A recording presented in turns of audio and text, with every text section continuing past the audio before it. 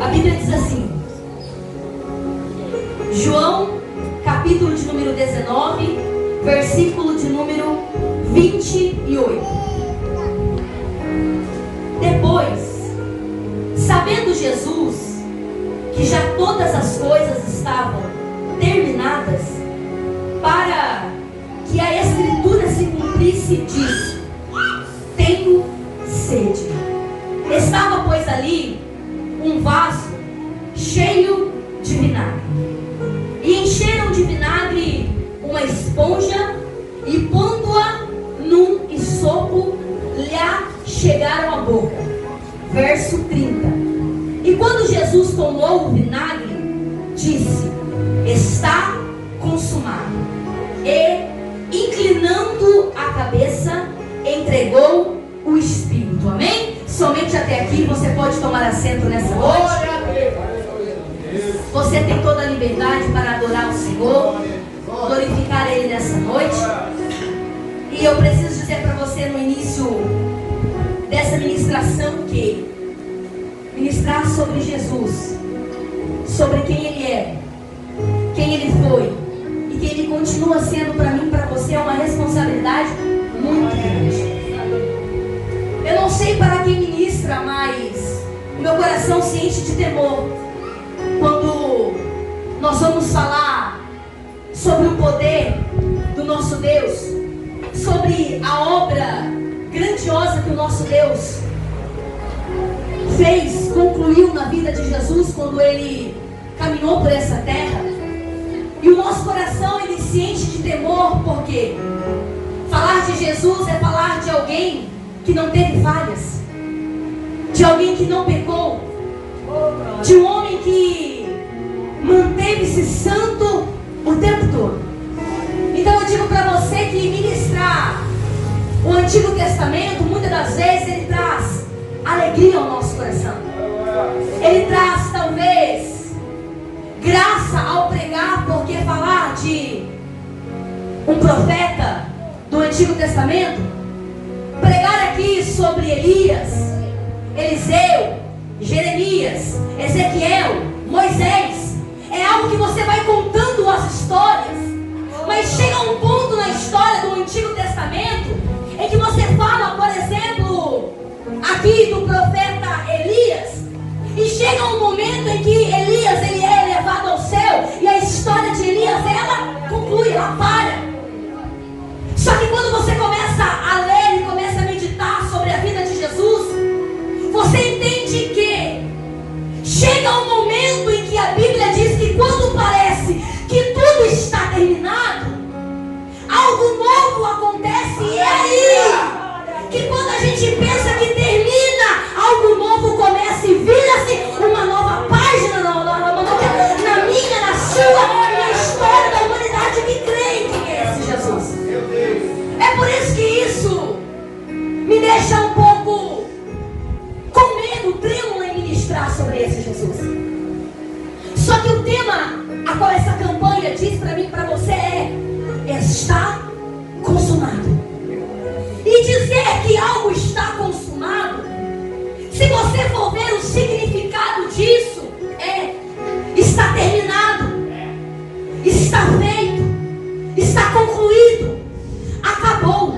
Só que eu preciso dizer algo para você que o Espírito de Deus ministrava em meu coração enquanto eu buscava para estar aqui. Quando algo dá-se por concluído, tudo que tem um término um dia teve um início. E eu preciso dizer para você que seja uma obra, um chamado, um propósito a qual Deus vai realizar sobre a minha e sobre a sua vida, precisamos entender que a obra dele é completa sobre a minha e sobre a sua vida. A obra dele é completa sobre a minha e sobre a sua casa. A obra dele é completa sobre o meu e sobre o seu ministério. A obra dele é completa, Ramandóquia, e ele tenta de todas as maneiras nos mostrar que ele é um Deus zeloso por aquilo que ele já prometeu para mim e para a sua vida. Só que o Espírito Santo de Deus, ele ministrava em meu coração, e eu quero começar a ministrar, falar de Jesus, de Deus aqui, por mais simples que seja essa ministração. Mas eu quero começar a dizer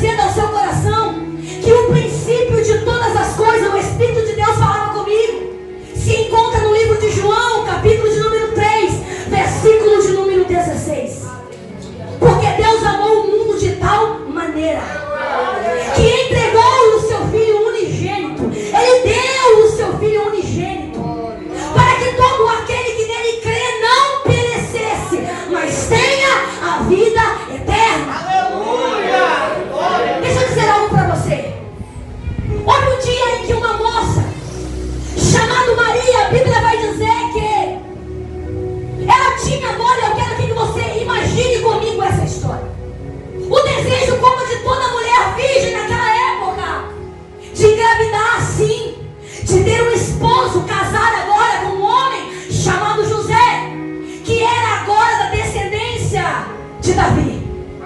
Só que agora é como se tudo estivesse caminhando normal na vida deste casal.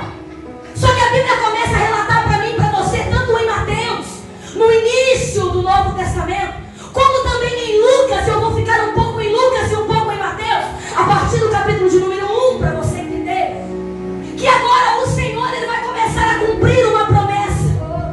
Ele vai começar a dar início em um propósito dele. E qual era? Ele ama o mundo de tal maneira que chega um dia, a hora e um momento em que ela manda que Ele vai enviar o seu filho para vir até essa terra. Só que Isaías, ele vai profetizar que este que nasceria, que seria filho de Deus, o Emanuel, Deus conosco, ele teria que nascer de uma virgem. E agora você vê um anjo aparecendo a essa mulher que era virgem, chamada Maria, lá no livro de Lucas. E ele agora vai chegar nessa mulher, nessa jovem, assim para você entender, nessa moça, e vai dizer: agraciada és tu, mulher entre as mulheres. Você conceberá, você dará a lama do que a luz ao Filho de Deus. Esse será grande. Só que me impressiona, porque a saudação que o anjo chegaria dizendo para ela é muito forte, é muito complexa. Sabe por quê? O que o anjo vai dizer para ela é: você vai gerar um filho, você vai dar a luz. Só que esse filho não é de José, não é do homem. O Espírito Santo descerá sobre você. Ele vai te envolver, Ele vai te cobrir. E o que você vai gerar será do Altíssimo, será do Espírito Santo de Deus. Parece muito simples de entender isso aqui. Parece muito fácil de entender, mas não é. Sabe por quê? Porque nós estamos diante de algo que vai acontecer sobrenatural. Primeiro, como uma virgem vai gerar, sendo ela nunca deitada com nenhum homem? Segundo, como agora ela vai olhar para todo o povo, a família e simplesmente o teu esposo ali, aquele a qual tinha prometido, melhor dizendo, José, o seu varão que era prometido, olhar para ele agora e dizer: olha, eu vou ficar grávida. Só que esse filho é do Espírito Santo. Parece que é algo tão confuso eu e você entender, não é? Mas eu preciso dizer algo para você. É por isso que o Senhor vai dizer, quando o anjo aparece ali para Maria e diz para ela a promessa que o Senhor ia fazer, ele vai dizer: porque para Deus nada é impossível. Quando o anjo diz para ela que o que ela vai carregar, o que ela vai gerar é do Espírito Santo de Deus, me treme o coração e me deixa um pouco atemorizada. Sabe por quê? Porque parece muito fácil carregar o que nós ganhamos do Espírito Santo.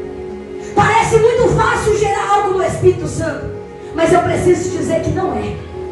Porque gerar algo, carregar algo que vem da parte do Espírito Santo é algo que muitas das vezes quem está na terra vai duvidar e não vai entender.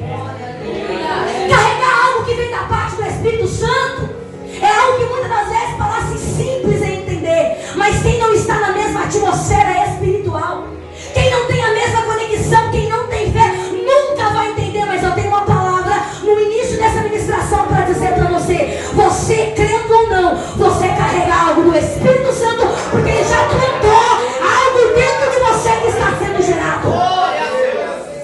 Não, irmã Jéssica, sim.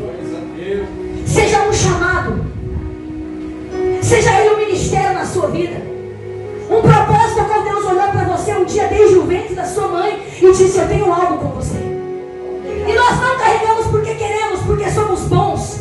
Carregamos porque o Espírito Santo nos envolve de uma tal maneira que Ele se responsabiliza em que eu e você gere frutos e coisas que jamais nós viveríamos.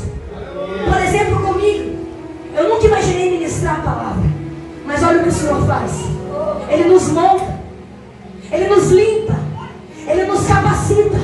E hoje eu carrego não a minha palavra, mas a palavra que vem dele. E isso é o Espírito Santo me envolvendo todos os dias. Deixa eu dizer algo para você. Para Deus nada é impossível. Maria vai ouvir isso do anjo. Só que agora o anjo também vai aparecer a José e vai deixar todas as coisas claras para ele. Que realmente o que essa mulher iria gerar, sendo virgem, era do Espírito Santo e ele seria o Filho de Deus.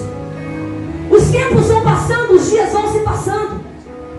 E eu preciso dizer para você como o Espírito ministrava em meu coração. Parecia que nada na vida de Jesus não daria certo. Como pareceu não dar certo com Moisés. Como pareceu não dar certo com Elias, com Eliseu, com todos aqueles a qual são escolhidos de Deus para viver um propósito. Porque ainda no início, quando Jesus, ele agora nasce, ele vai agora crescendo. A mãe e o pai, que era José, teve que fugir para o Egito, para se esconder, para não ser matado Jesus, desde pequeno por um rei chamado Herodes. Mas sabe por que me chama a atenção?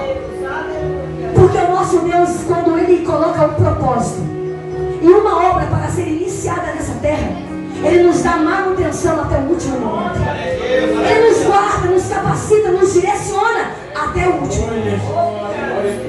E quando agora os meninos daquela época, Herodes manda matar de 2 anos para baixo, Jesus não estava ali. Porque o Senhor já havia dado uma direção a José. Pega ele, pega a mãe do menino e foge. Porque Herodes vai tentar contra a vida dele. Mas nós vemos aqui a mão de Deus fazendo o quê? Guardando o tempo todo. Os dias se passam. A caminhada de Jesus começa a iniciar nessa terra. Jesus é tentado como eu e você somos tentados. Jesus nos mostra desde o livro de Mateus e vai passando os evangelhos e ele vai mostrando para mim e para você os milagres, as maravilhas. Os evangelhos vai relatando para mim e para você a cura de enfermidades, as libertações.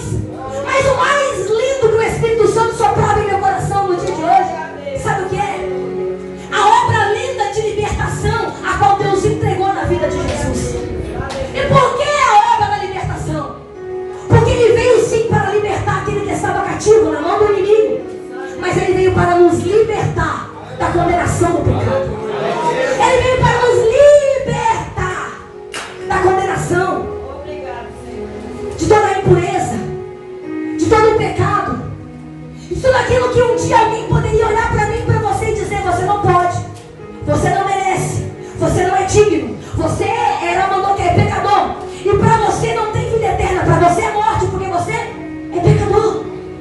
Só que nós vemos o nosso Jesus vindo com um propósito nessa terra, com a obra de salvação, carregando a cada dia, para isso um dia se cumprir.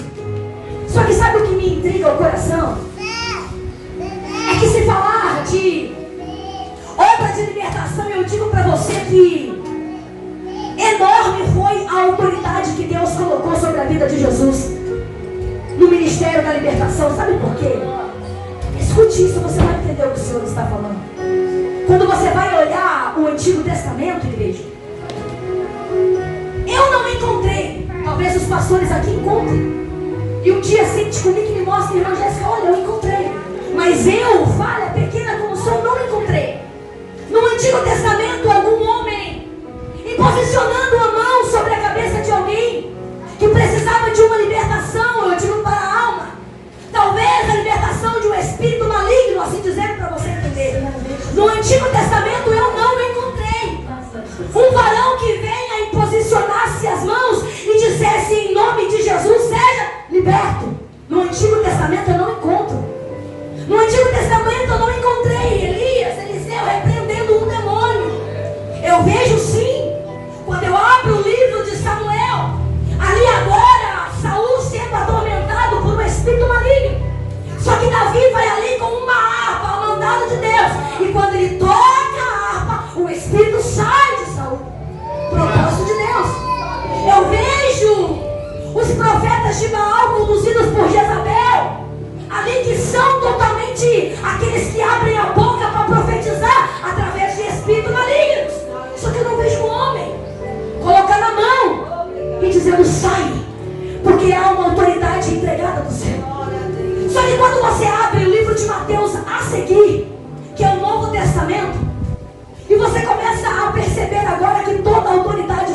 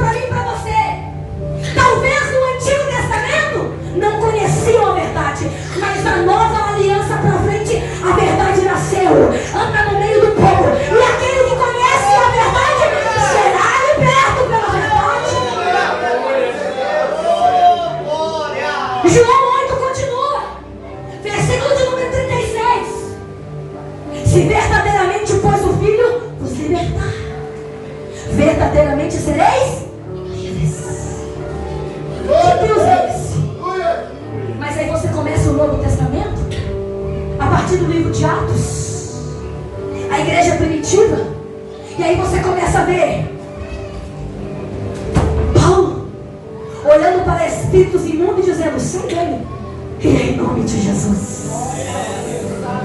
A partir de Jesus, uma obra de libertação foi entregue na mão daquele que crê, porque a própria Ará mandou que a própria Bíblia vai dizer, Jesus relatando: aquele que crê em meu nome fará obras além e maiores do que eu já fiz.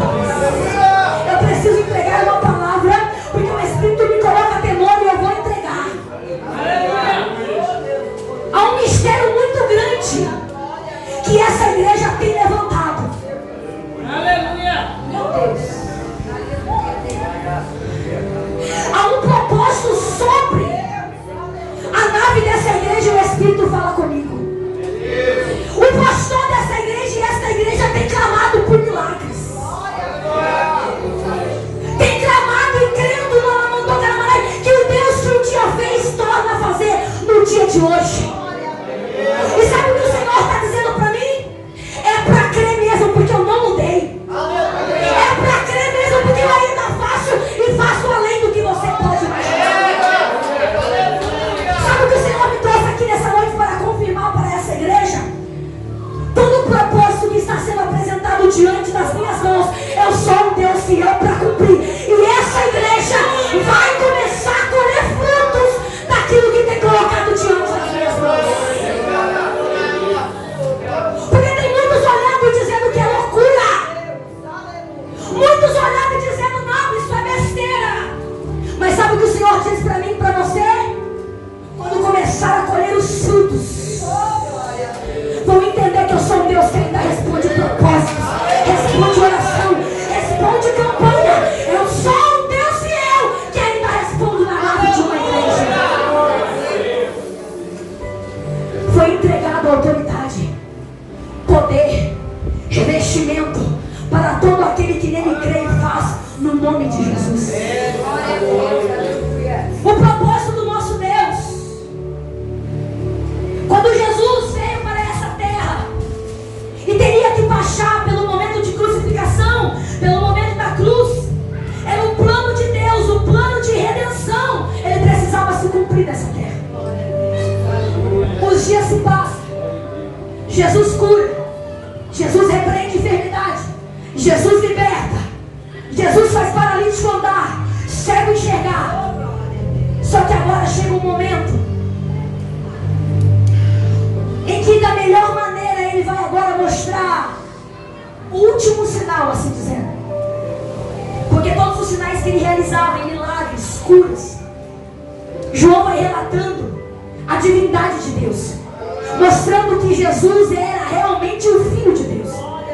Só que quando eu e você chega no capítulo de número 19, a obra principal do que o Senhor enviou a Jesus na terra tem que se cumprir.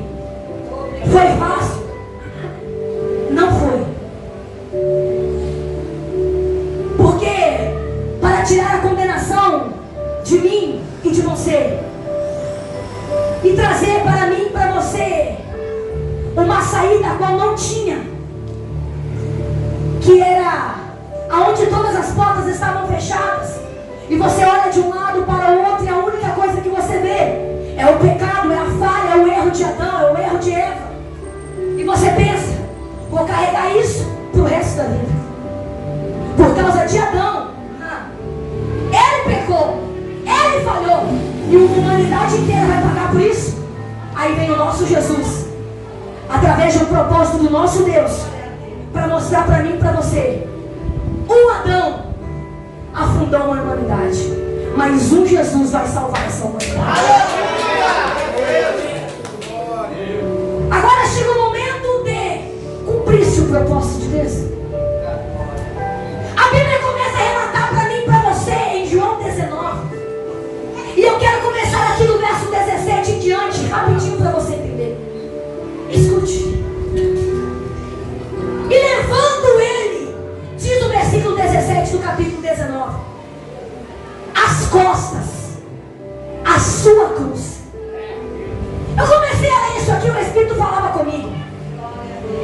Quando você olha nesse versículo, Jéssica, você subentende lendo outras traduções mais simplificadas que a Bíblia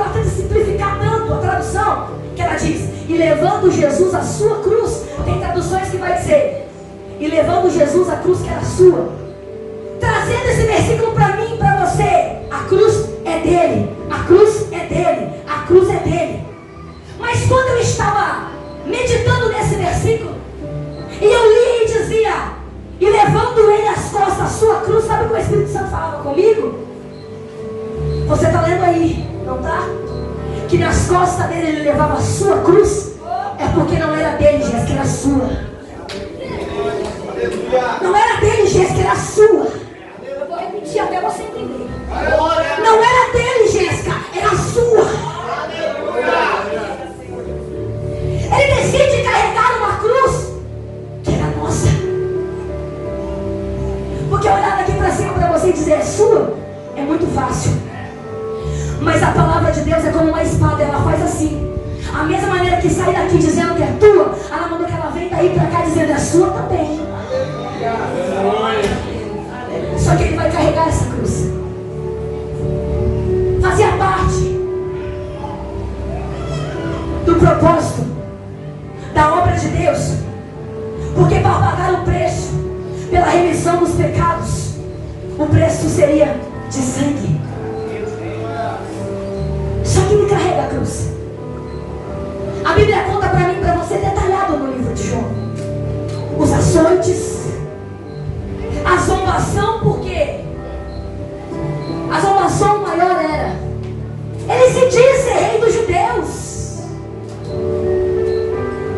ele diz ser filho de Deus, blasfêmia. E aqueles a qual ele veio para salvar, que era o seu povo, os ignoraram, viraram as costas, não creram. Só que agora houve-se um dia e um momento em que Jesus, como havia dito o tempo todo aos seus discípulos no propósito de Deus, ele sempre foi bem claro em dizer: haverá um dia que eu vou precisar passar pela mão dos homens, eu vou sofrer, eu vou padecer, mas é lícito, eu preciso tomar desse cálice do meu Pai. Era ele dizendo: eu preciso passar por esse sofrimento. Só que você começa a ler o capítulo 19 e você vê a zombação. Você vê ele passando de um canto para o outro, como se fosse num tribunal. Vem para cá, joga Jesus para lá. Vem para cá, joga Jesus para lá. E quando você pensa que vai ter uma saída, que Pilatos olha e diz: eu não vejo o porquê crucificar, eu não vejo o porquê fazer isso com ele. Mas agora o povo está gritando. Se você aceitar, você é contra César. E eles começam a fazer uma tal rebelião no meio do povo, que tudo fazia parte do propósito de Deus, a qual agora Pilatos não tem o que fazer, a não ser entregar o nosso Jesus. Só que tudo isso que eu estou dizendo para você me deixa o coração feliz e triste ao mesmo tempo.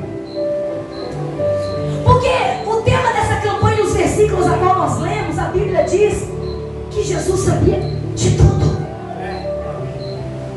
Quando Judas vai agora entregá-lo, ele diz: Judas, faz logo, porque Judas traiu Jesus. Quando você vê Pedro agora negando, ele olha para Pedro e diz: Pedro, você vai me negar. Ele vem trazendo todos os indícios, tudo deixando preparado para dizer: olha, vai acontecer, mas tudo que vai acontecer está nas mãos do meu Pai. Aleluia. E a vontade de Deus é boa, perfeita e agradável. Porque no Getsemane, quando Jesus está lá e ele fala agora: se possível for, passa de mim esse cálice, mas todavia, Pai, seja feita a tua vontade. Irmã Jéssica, eu nunca vou passar no Getsemane. Por quê? Quem disse isso para você? Sabe o que é o Getsemane para mim e para você? É um momento de sofrimento onde nós muitas das vezes contamos com Pedro Tiago e João, que são pessoas tão próximas de mim, de você, que nós chamamos, agora estou no extremo da minha vida, da minha caminhada, que está estreitando, está doendo, está difícil, mas ainda bem que eu tenho Pedro, Tiago e João para estar comigo no Getsemane, porque enquanto eu oro para ver se o sofrimento, a agonia passa, tem alguém aqui vigiando, orando comigo talvez. Mas é neste momento do Getsemane que Jesus olha e eles estão dormindo. É como se o Senhor estivesse falando para mim, para você. Sabe qual é o momento de Getsemane para mim, para você? É o momento que eu e você é prensado. É o momento que você olha e você quer dizer: eu não quero passar por esse sofrimento. Eu não quero parar, eu não quero passar por essa agonia, por esse momento, por esse processo difícil. Mas mesmo assim o Senhor nos habilita e nos dá força a olhar para a situação e dizer: todavia que venha a ser feita a tua vontade. Existirão momentos na minha e na sua vida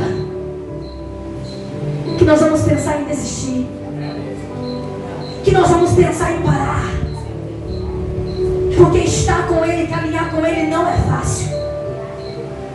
E nós somos filhos como Jesus era filho. Mas eu preciso dizer para você: em nenhum momento o Senhor vai deixar eu e você sozinhos. Eu não sei como você entrou aqui nessa noite de hoje, e talvez você não esteja pulando, não esteja marchando nessa ministração, mas de uma coisa eu tenho certeza: o seu coração está palpitando em uma coisa. Sabe o que é?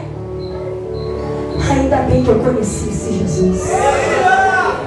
Ainda bem que eu tenho esse Jesus. Ainda bem que a misericórdia dele me alcança todos os dias.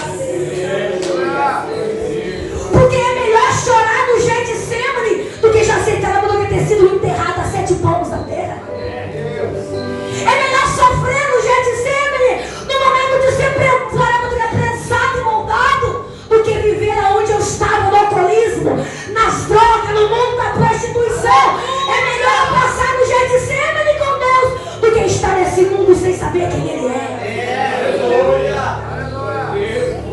A graça dele te trouxe até aqui. A misericórdia dele te permaneceu de pé até aqui. Sabe por que você respira hoje? Porque quando ninguém dava nada por mim e por você, Ele olhava e dizia: não vale nada para o mundo, mas para mim é varão e varão de honra. Você consegue se lembrar quem era você? Eu consigo. Uma menina que não tinha limites, fazia o que queria, não respeitava, entrava e saía, dançava, se falava do que festejava, não tinha limite com roupas, não tinha limite nem dança, não tinha limite com nada. Aí vem o nosso Deus e começa a fazer uma obra. Deixa eu dizer algo para você. Você sabia que por mais que você pense que não, e o que está sendo ministrado aqui é qualquer coisa, eu preciso dizer para você: assim como Deus enviou o nosso Jesus nessa terra para uma missão ser concluída, uma missão ser cumprida, o nosso Deus também tem um propósito com você, um projeto com você, uma obra com você. E Ele está dizendo nessa noite: até onde você está disposto a ir? Porque eu não estou disposto a abandonar você, largar você. Somos nós que se afastamos. Ele apareceu.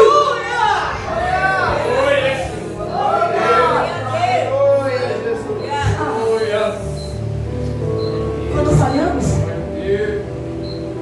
a palavra dele respalda a mim favorável do que é você, dizendo: levanta, abandona, peça perdão e continua, que a minha misericórdia ainda te alcança.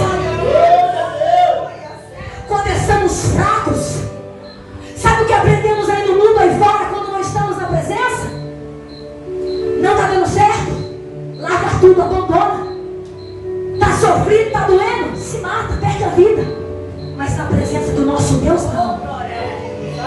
Na presença do nosso Deus, quem entrou depressivo depressivo vai sair curado pelo Espírito Santo. Quem entrou sem direção vai sair direcionado pela palavra. Quem entrou sem esperança vai sair com uma chama nova no coração. Porque havia um bloqueio. Havia uma porta fechada para mim e para você. Sabe por quê? Porque antes do estar consumado, antes era do que da cruz, antes de tudo, havia uma barreira entre o homem e Deus. Porque a condenação, o pecado afastava Deus e o homem. Porque o pecado faz isso. Ele afasta Deus e o homem. Só que eu preciso dizer algo para você. Hoje, a partir do que está sendo ministrado aqui, você precisa entender uma coisa. Quando não tiver ninguém para orar por você, você tem liberdade para orar você.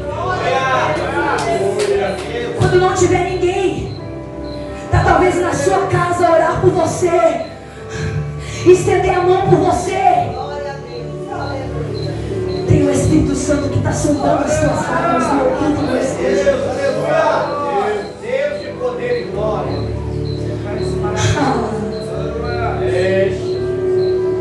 Jesus carrega a cruz. E a crucificação aqui é morrer de morte de cruz. Ser pregado em uma cruz. E com Jesus foi as mãos e os pés. Passa-se por todo o sofrimento. Passa pela humilhação. Só que quando nós chegamos no versículo 28, e ele começa, João, narrar para mim e para você, que sabendo Jesus que todas as coisas já estavam terminadas. Você precisa entender isso. Jesus, quando está ali já crucificado, as mãos estão abertas. Jesus só tinha uma opção: olhar para baixo, inclinar a cabeça para cima, inclinar, mandou que virar a cabeça para a esquerda, virar a cabeça para a direita, mas Jesus não conseguia virar a cabeça para trás. Não tinha como olhar para trás. Glória a Deus, aleluia. Não tinha como olhar para trás. Porque quando a obra, o projeto está para concluir, que vem da parte de Deus, Ele nos direciona e nos molda de uma tal maneira que ou nós olhamos para cima e aceitamos o propósito cumprido, porque por mais que nós tentamos olhar para trás, chega um ponto que nós não vamos conseguir. Não é mais momento de olhar para trás. Não é mais momento de pensar, voltar para lugar nenhum.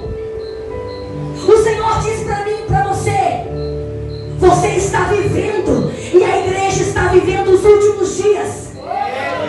E que dias é esse? É o dia que não somente Ele foi ressuscitado, mas há uma promessa que eu e você, que estamos em Cristo Jesus, que aceitamos a cruz, que sabemos quem Ele é, tramando que estamos salvos em Cristo Jesus, também vai ser arrebatado e vamos ressuscitar e estar com Ele na glória. Pode estar doendo, pode estar ferindo, mas o Senhor está dizendo: eu não estou te deixando mais olhar para trás. Pode até pensar em voltar, pode pensar em parar, mas o Senhor está dizendo: hoje eu estou te revestindo, e sua única maneira é olhar para o alto nessa noite. Só que ali estava Ele. E vinha lembrando que o versículo 28 diz: sabendo Jesus que todas as coisas já estavam terminadas. Só que isso aqui é João narrando. Ele sabia, quase estava terminado. Faltava muito pouco para ele mesmo dizer: está consumado. Só que antes do estava terminado, precisava se cumprir uma palavra. E a Bíblia começa a dizer que sabia que já tinha chegado o momento, que já era chegada a hora. Só que o versículo continua dizendo: para que a escritura se cumprisse, ele vai dizer: tenho sede. Houve uma palavra, uma profecia que foi liberada quando nem Jesus estava sobre a terra ainda. Mas palavra liberada de Deus pode ser no último momento, ainda vai se cumprir. Ele já sabia que estava terminado, mas enquanto a palavra não cumpre, ainda não acabou. Eu vou falar para você o que o Espírito está dizendo para você. Pare de colocar ponto final naquilo que Deus ainda não colocou. Para de dizer que é o fim naquilo que Deus ainda disse. A escritura ainda não concluiu, a palavra liberada não aconteceu, a profecia ainda não cumpriu, a promessa ainda não está em você. Por que você está dizendo que acabou? Quem é você, filho do homem? Quem é você, homem? Como o Senhor dizia a Ezequiel, simples. Quem é você? Quem sou eu?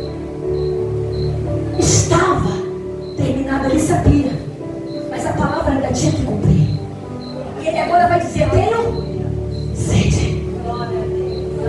Só que o verso 29 vai dizer para mim e para você: estava, pois, ali um vaso cheio de vinagre, e encheram de vinagre uma esponja, e pondo-a num isopo, lhe achegaram a boca.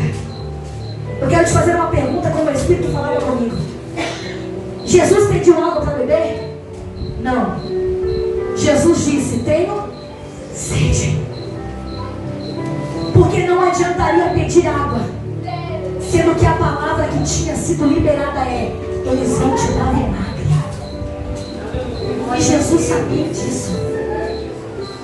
A Bíblia de Estudo Pentecostal diz assim para mim e para você, quando você vai ler, que no Salmo de número 69, verso 21, Davi vai declarar no Salmo dizendo: deram-me fel por mantimento, e na minha sede me deram a beber vinagre.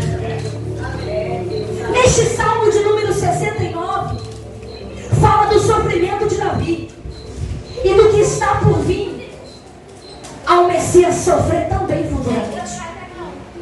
Eu meditando e buscando, estudando para estar aqui, essa palavra estava sendo cumprida agora lá em João capítulo de número 19, aonde nós lemos.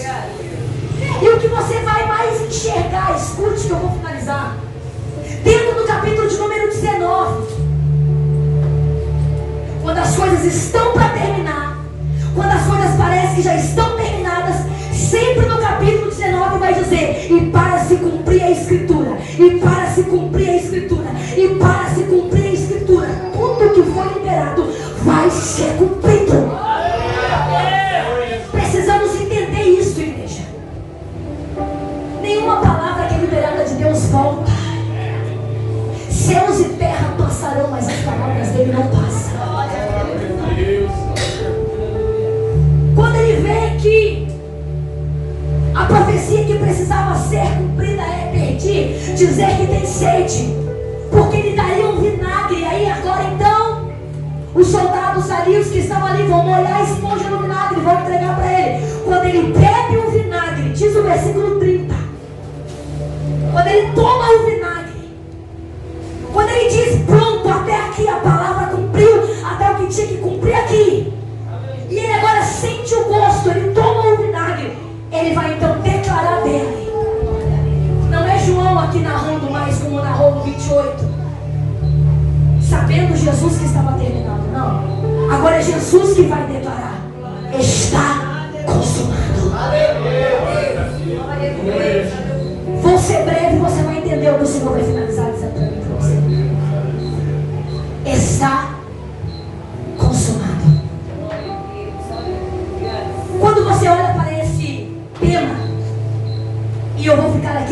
concluir. E você começa a entender o que isso diz. Que é: está consumado é o mesmo que, significando está concluído, está feito, está acabado, está terminado. Só que você vai ler e você vai entender, estudando, que o Novo Testamento foi escrito no grego. E a palavra grega está consumado é uma palavra muito conhecida, e ela é tetelestai. É a mesma coisa, só que quando você puxa o significado, ela não respalda em algo diferente. Porque quando você pesquisa está consumado, dá esse significado que eu mostrei para você. E eu já repeti mais de 3 vezes aqui.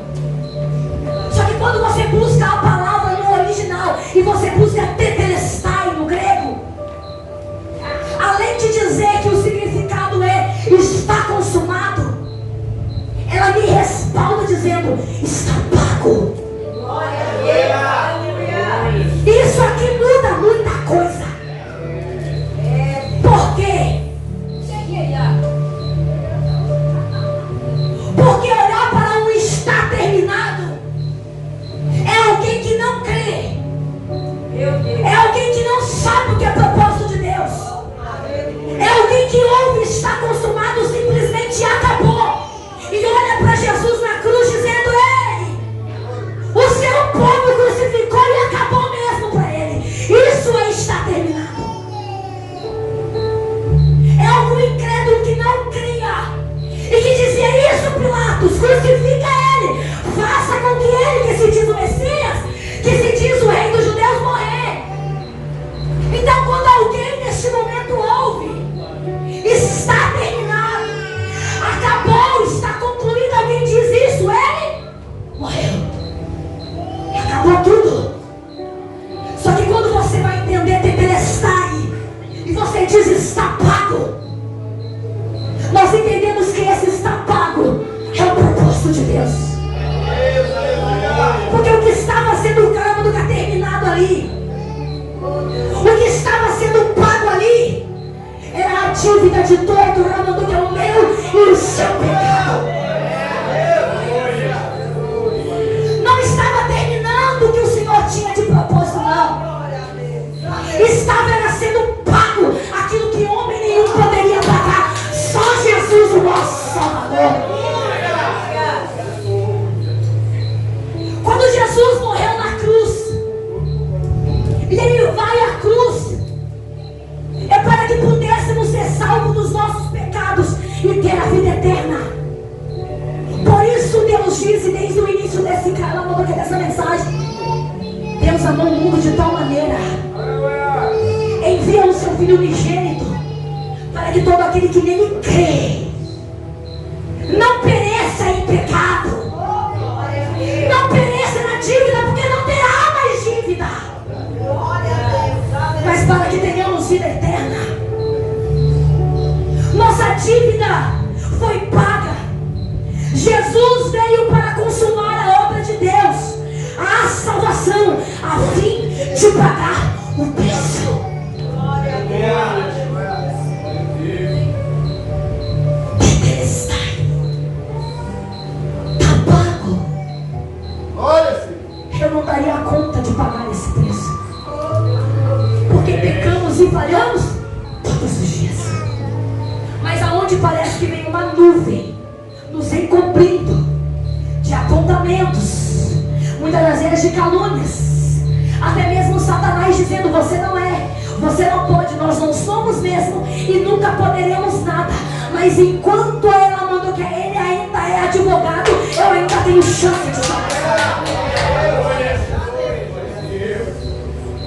Só vai concluir quando ele for juiz. Mas enquanto ele ainda é advogado, ele vai apresentar para mim, para você: a dívida foi paga. Irmã Jéssica, por que você diz para mim que a palavra traduzida está consumado, que é a tradução onde eu leio aqui, a Revista Corrigida de Almeida, e ela não traduz traduz quando você lê está consumado, o está pago. Escute, muda muita coisa. Por quê? Porque quem olhava para Jesus na cruz, de braços abertos, dizendo está consumado, tetelestai, sem entender e sem crer, quando ele olha para o alto e diz, eu entrego o meu espírito, e ali agora ele morre, pensa que aí acabou. Mas aí só estava pago. E não acaba. Por que não acaba, irmã Jéssica? Ainda não acabou o propósito. Ainda não acabou a manifestação de poder. Porque você vira a página e a Bíblia, no capítulo de número 20, diz: e ao terceiro dia ele ressuscitou.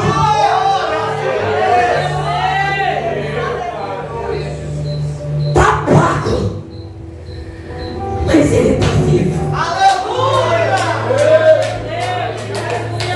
Sofreu, mas agora entra em lugares sem precisar abrir porta, porque ele atravessa a parede.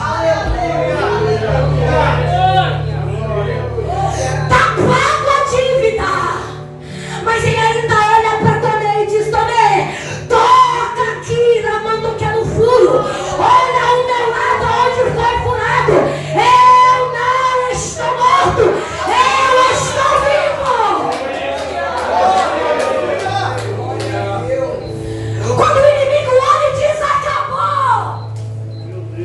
Sabe o que o Senhor diz para mim, para você, para finalizar essa mensagem? Acabou de começar, cara.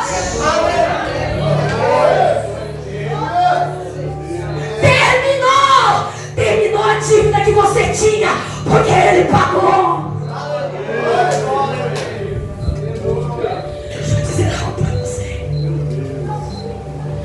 Quando ele vai naquela cruz e o véu se rasga de cima para baixo,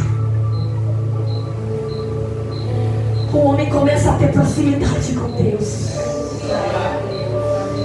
Não tem dessa de só o sacerdote entrar no santo do santo.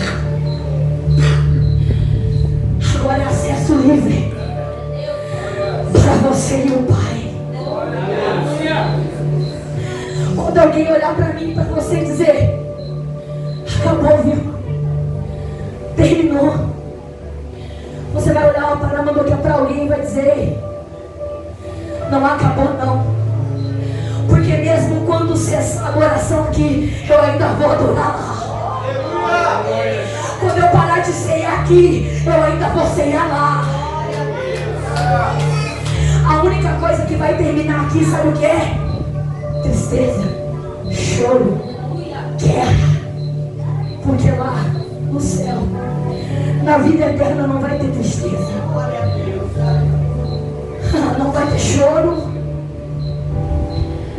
Dentro dessa campanha onde vai dizer está consumado, saia entendendo uma coisa aqui: está pago.